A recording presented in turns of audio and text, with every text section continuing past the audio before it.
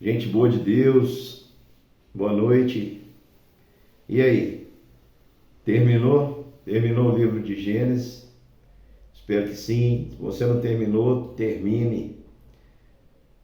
E se alguém quiser se juntar a nós para ler a Bíblia, dá a dica para ler a partir da leitura do dia. Por exemplo, amanhã já é o livro de Êxodo. E vai colocando aos pouquinhos aí o livro de Gênesis. Os vídeos estão disponíveis lá no YouTube. Então, meu querido irmão, eu te agradeço de coração por ter caminhado conosco. Eu espero que você continue lendo a Bíblia em família, orando, tentando mudar. Esse é o propósito. Nós estamos muito felizes por completar essa primeira etapa desse projeto maravilhoso, desse propósito. Felizes, irmãos. Muita gente tem nos procurado e tem dito que isso veio do coração de Deus, tem feito bem, tem acontecido coisas maravilhosas em sua casa. Muita gente que tinha dificuldade de orar, de estar junto, cultuando ao Senhor em família, tem feito isso. Louvado seja o nome do Senhor.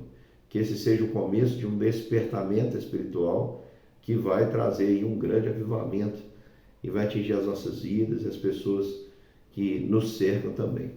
Então, no capítulo 50 de Gênesis, tem um final, um desfecho maravilhoso, irmãos. Nós temos aqui Jacó. Lembra de Jacó? Aquele homem que não era ninguém.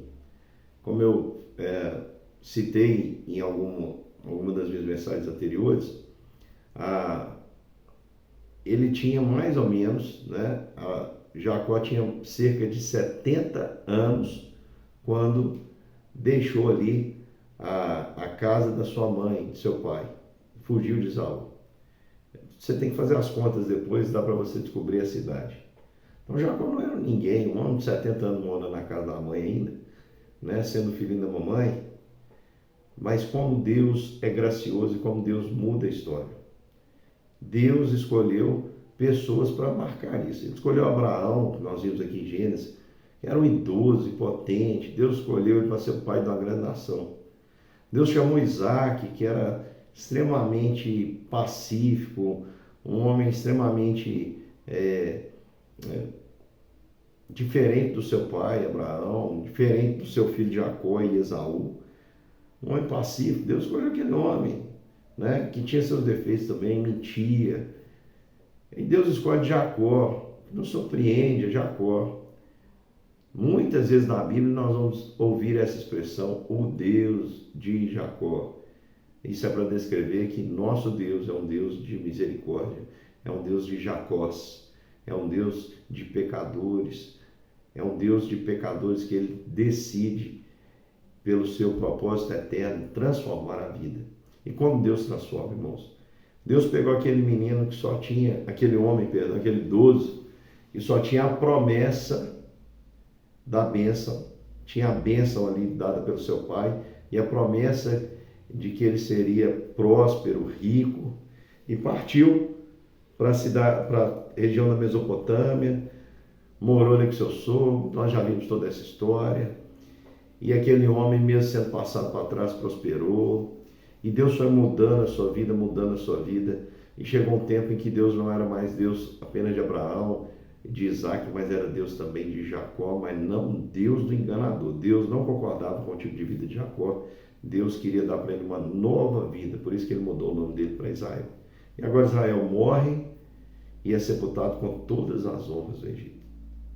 Aqui dá para mostrar que os egípcios, não só por causa de José, mas também reconheciam Israel como alguém importantíssimo. Mas o foco principal desse capítulo final, e que é algo que atinge todos nós, é o tema do perdão e da reconciliação. Nós vemos aqui os irmãos de José, mais uma vez, sendo ardilosos, sendo espertos, chegando até José com mentiras e dizendo, olha, o teu pai ordenou antes da sua morte, dizendo, assim direis a José, perdoa, pois, a transgressão dos teus irmãos e o seu pecado, porque te fizeram mal. Agora, pois, te rogamos que perdoe a transgressão dos servos de teu pai. José chorou enquanto lhe falava. Depois vieram os irmãos e se dobraram diante dele. Lembra do sonho de José? Aqui mais uma vez, todos dobrados. Jacó não falou nada disso, né? Ou pode até ter falado, mas a Bíblia não menciona. Então, como a Bíblia não menciona, vamos ter como que ele não tenha falado nada disso.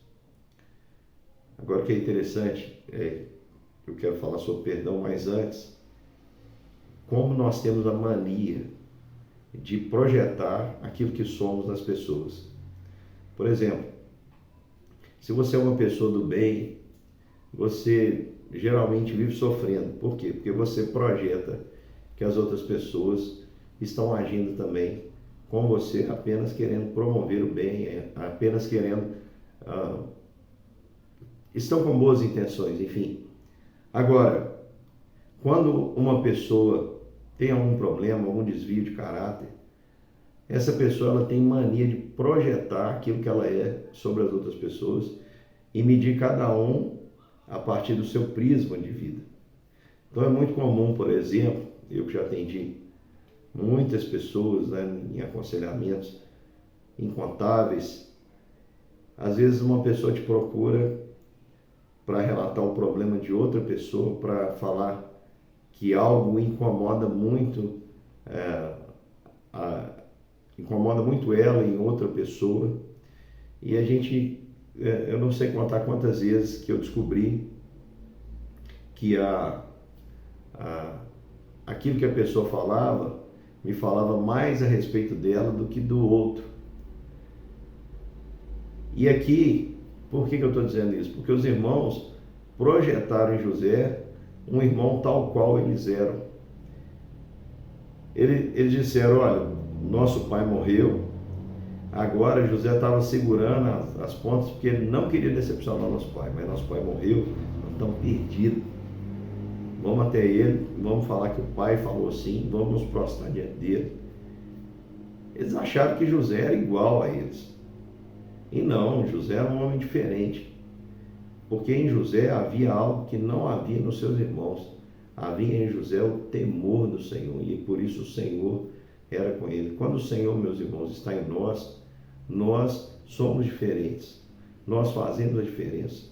Não adianta as pessoas projetarem em nós aquilo que elas são, dizendo que nós vamos agir assim, assim, assado. Não. Nós vamos surpreender, porque nós não vivemos pelo que vemos, sentimos, e nem damos lugar à vingança, entregamos tudo na mão do Senhor e vivemos por fé. Como a declaração aqui de José. José diz assim, não temais, parem com isso. Acaso eu estou no lugar de Deus? Eu sei que o que vocês fizeram foi errado. Vocês me fizeram mal, tentaram o mal contra mim. Porém, Deus o tornou em bem. Agora eu estou entendendo por que Deus fez isso. Tinha um propósito maior, para fazer como vedes agora, que se conserva muita gente em vida. José falou, olha, eu sei que vocês me fizeram mal, mas vocês não estão entendendo. Não foi vocês, não, foi Deus que permitiu para que eu pudesse fazer o bem e para que conservasse vocês.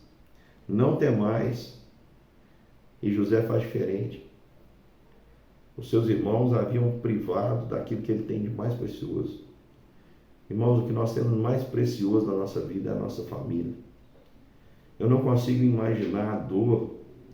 Às vezes a gente acompanha algumas reportagens, eu não consigo imaginar, dimensionar a dor de um pai que perde um filho.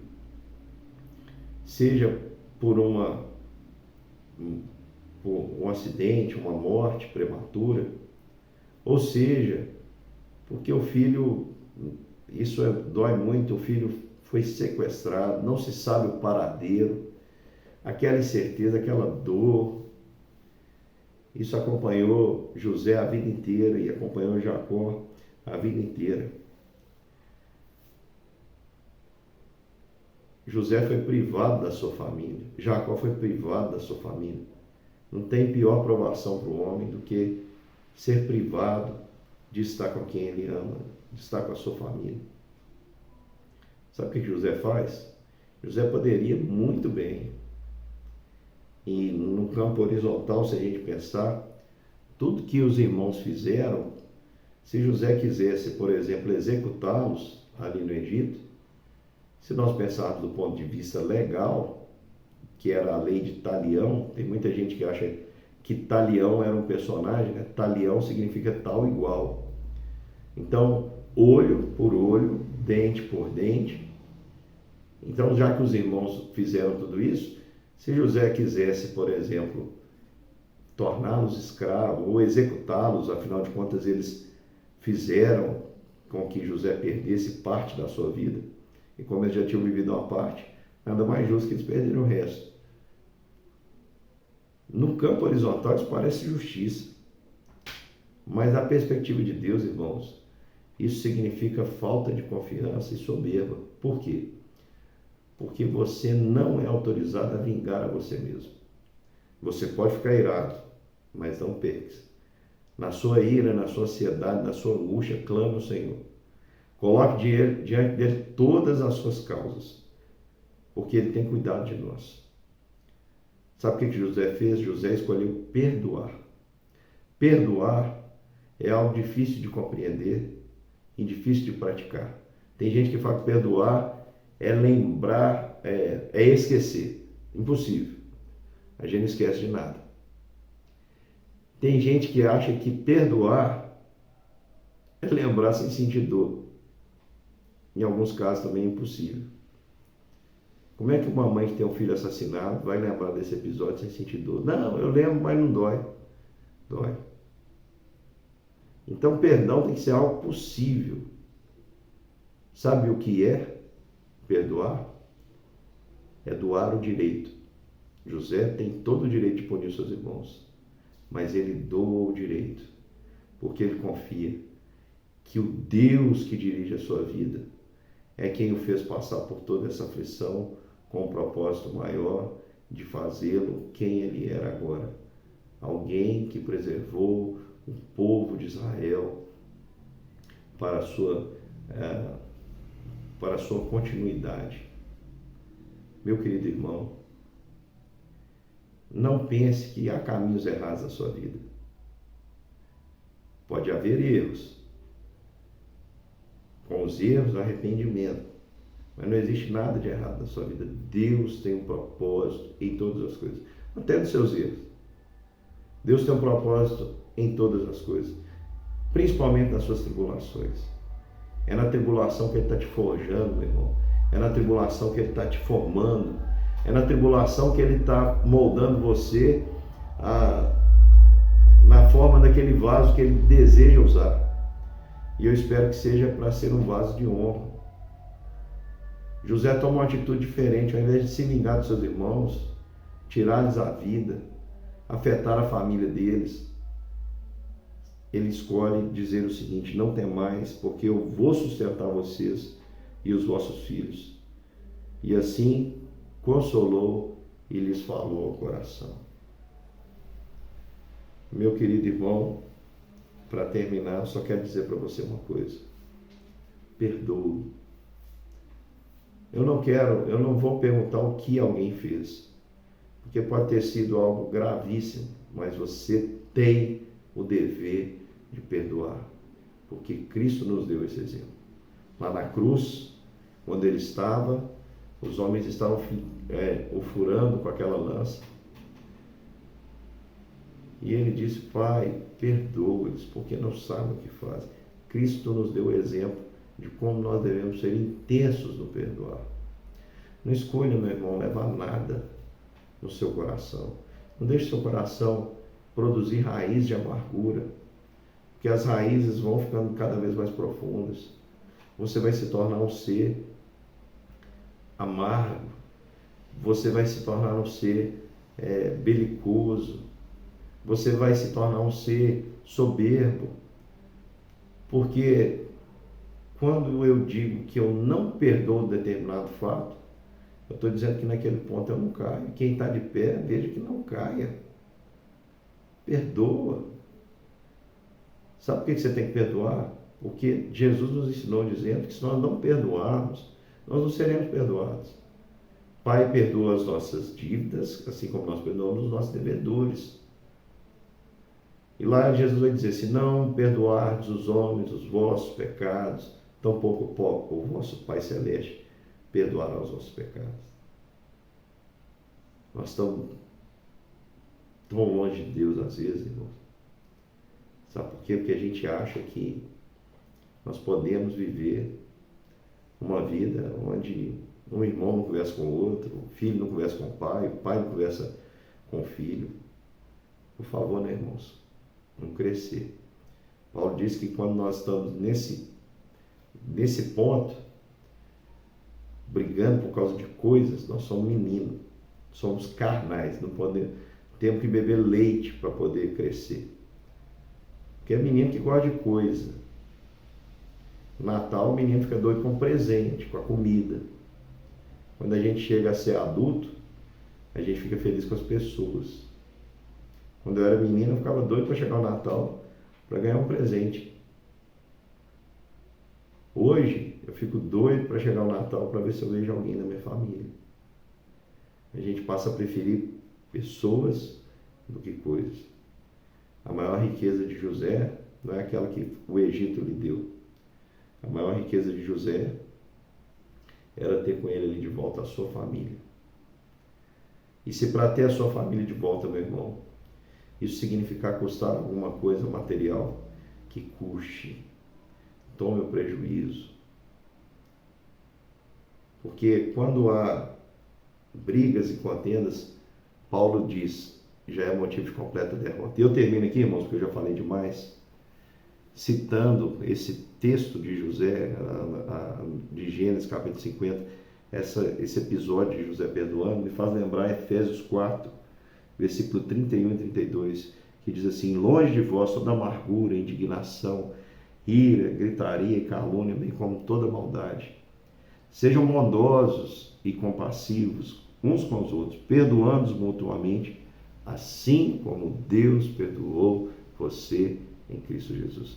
Perdoe, assim como Deus perdoou você em Cristo Jesus. Cristo fez assim com a sua dívida, ó. Tetelestai, está pago. Em nome de Jesus, não vá dormir pensando que alguém te deve alguma coisa. Perdoe em Cristo Jesus. Seja feliz, seja livre, tenha paz. Um grande beijo e até amanhã, meus queridos irmãos, para o início do livro de Êxodo. Deus te abençoe.